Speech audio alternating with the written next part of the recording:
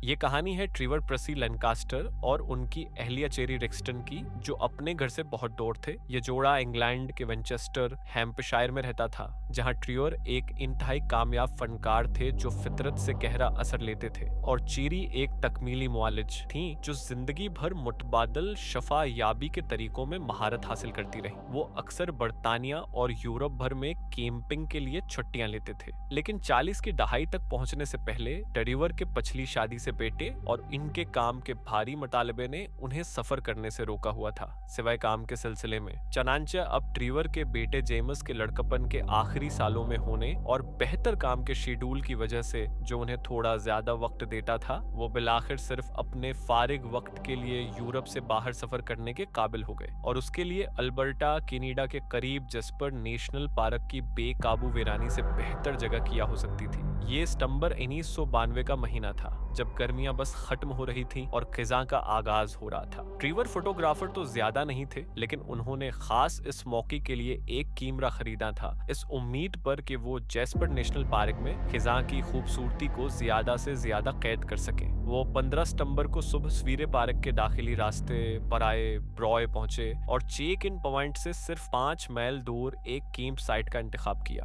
दोनों में से कोई भी माहिर हाइकर नहीं था, इसलिए अगर इन्हें मदद की जरूरत पड़ती तो वो अमदाद से ज्यादा दूर जाकर खतरा मोल नहीं लेना चाहते थे। बदकिस्मती से उनकी मंतकी एहतियात बिल्कुल बेकार साबित हुई। ट्रीवर ने एक दिलकश छोटी सी जगह चुनी, जो एक बलबलाते चश्मे के बालकल साथ वाक़ई थी। दरख्त मरकजी सड़क के इतने करीब होने के बावजूद हैरत अंगेज तौर पर घने थे। दरख्तों की छतरी के नीचे चलना ऐसा था जैसे किसी दूसरी जहत में गायब हो जाना, जहां फितरत की हिक्मरानी हो। अगरचा वो पहले भी कई बार कैंपिंग कर चुके थे, लेकिन किराए का सामान उनके लिए बिल्कुल अजनबी था। उन्होंने खेमे के साथ जदोजहद की, गैस के चूल्हे को छेड़ा और सोने वाले रोल आपस में उलझा लिए। ये सब हंसी मजाक में हो रहा था और उन्होंने आखिरकार सब कुछ समझ लिया। बिलाखिर इनके कहकाओं की आवाजें जंगल में गूंज उठें और चश्मे से टकराकर वापस आएं। अफसोस की बात यह है कि खुशी की वो आवाजें ही इस वजह बने कि इन्हें इस जगह पहुंचने के 1 घंटे से भी कम वक्त में एक खतरनाक शिकारी का सामना करना पड़ा, जो उनके ख्याल में तख्लीकी अल्हाम की पुनाहगाह थी।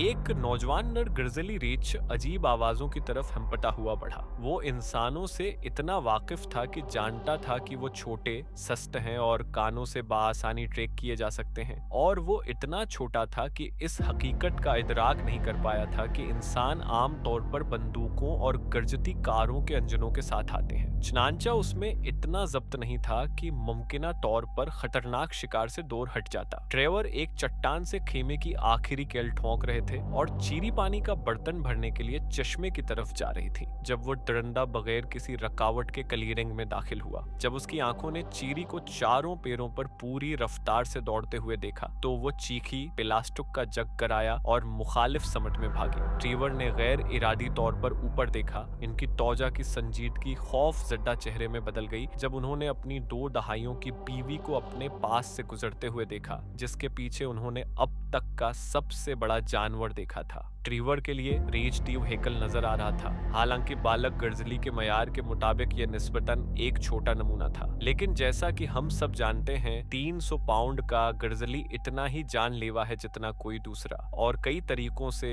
ये वाला ज्यादा खतरनाक था क्योंकि ये जवान, लापरवाह और बेलगाम था। ट्रीवर ने अपने सदमे को खुद पर हावी नहीं होने दिया। ताहिम चट्टान को अब भी हाथ में पकड़े हुए वो उनके पीछे भागे, बगैर किसी मंसूबे के कि वो क्या करने जा रहे हैं। ट्रीवर सिर्फ इतना जानते थे कि अगर उन्होंने कुछ न किया तो उनकी बीवी मर जाएगी। चीरी जानती थी कि वो कभी भी इससे आगे नहीं निकल सकती, इसलिए उसने वही किया जो वो कर सकती थी। उसने अपने आप को करीब तरीन दरख्त पर लॉन्च किया जिसकी शाखें चढ़ने के लिए काफी नीचे थीं, लेकिन चेरी इस बात का अंदाजा नहीं लगा सकी थी कि जानवर उसके पहले ही कितना करीब था। जैसे ही उसने खुद को ऊंचा खींचने की कोशिश की, रीछ ने बिल्कुल दरस्तगी के साथ हमला किया। एक पंजा चेरी की कमर के निचले हिस्से हिस्से में लगा और दूसरा उसके सर के पछले हिस्से को छोटा हुआ गुजरा। पहला पंजा गहरा चला गया, उसकी जैकेट और जल्द को चीरता हुआ अंदर घुस गया। उसे दरख्त से झटका देकर नीचे गिरा दिया गया और पंजों ने उसकी कमर, कोलाओं और टांगों के पिछले हिस्सों को चीर डाला। खुशकिस्मती से दूसरा जर्ब खोपड़ी में दाखिल नहीं हुआ, लेकिन उसने उसकी खोपड़ी को काट दिया, जल्द और बालों का एक टुकड़ा निकाल दिया। चीरी जोर से जमीन पर गिरी, इसका सांस रख गया और उसका सारा पिछला हिस्सा आग लगने की तरह जल रहा था।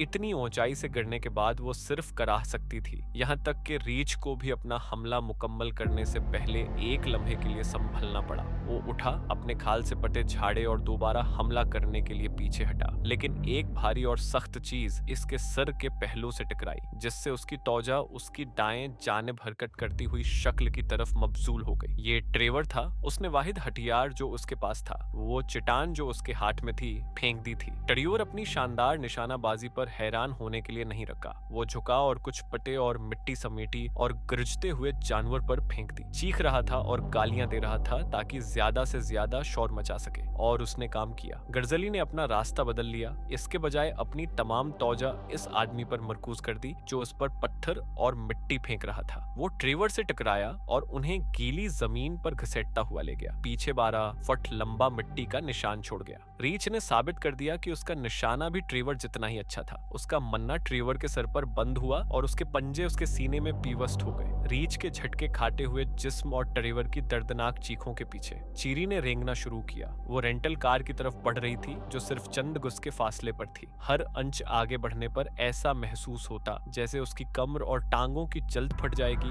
और इसके सर के जख्म से खून उसकी आंखों में बहने की वजह से वो तकरीबन अंधी हो चुकी थी। लेकिन जब उसने ट्रेवर की चीख अचानक बंद होती सुनी, इसके बाद हड्डियों के टूटने और जल्द के फटने की वो वाज़ेह आवाज आई जो उसके शोहर के किनूस के फटने जैसी थी। चेरी जानती थी कि अगर वो अभी वहां से नहीं निकली तो उसके पास जीने के लिए चंद मिनट है। इसने अपने चीथड़ों जैसे जिस्म को जंगल की जमीन से उठाया, दर्द से चीखने से बचने के लिए टानट पेसते हुए, और कार तक आखिरी 4 गुज लड़कती हुई पहुंची। गाड़ी में चढ़ना उसके बर्दाश्त से तकरीबन बाहर था, लेकिन किसी न किसी तरह चीरी ने बगैर किसी कराहट के ये कर लिया। वो अब भी कार की खुली खिड़की से जानवर के खाने की आवाजें सुन सकती थी, लेकिन उसने पीछे मुड़कर नहीं देखा। वो जानती थी कि ट्रेवर पहले ही मर चुका है और अगर वो अब बाहर नहीं निकली तो उसे जिंदा निकालने के लिए उसकी कुर्बानी बेकार हो जाएगी। कार स्टार्ट होने पर जानवर ने ऊपर देखा, लेकिन वो पहले ही ट्रेवर को जंगल में गहराई तक खींच रहा था, इसलिए उसने इस इंसान का पीछा करने की जहमत नहीं की जो बचकर निकल गया था जब उसके पास पहले ही दिन भर के लिए काफी खुराक मौजूद थी। जब चीरी चेक इन पॉइंट पर पहुंची तो बोट ऑपरेटर्स पहले ही पार्किंग में इंतजार कर रहे थे। चीरी ने हारन बजाकर अपनी आमद का ऐलान किया था और वो साफ देख सकते थे कि उनकी तरफ आने वाली कार इतनी बेहंगम तरीके से चल रही थी कि जरूर कुछ गड़बड़ थी। उसके बावजूद उन्होंने यकीनी तौर पर एक बड़ी तरह जख्मी, खून में लटपट औरत के ड्राइवर की सीट से बाहर करने की तवक्का नहीं की थी।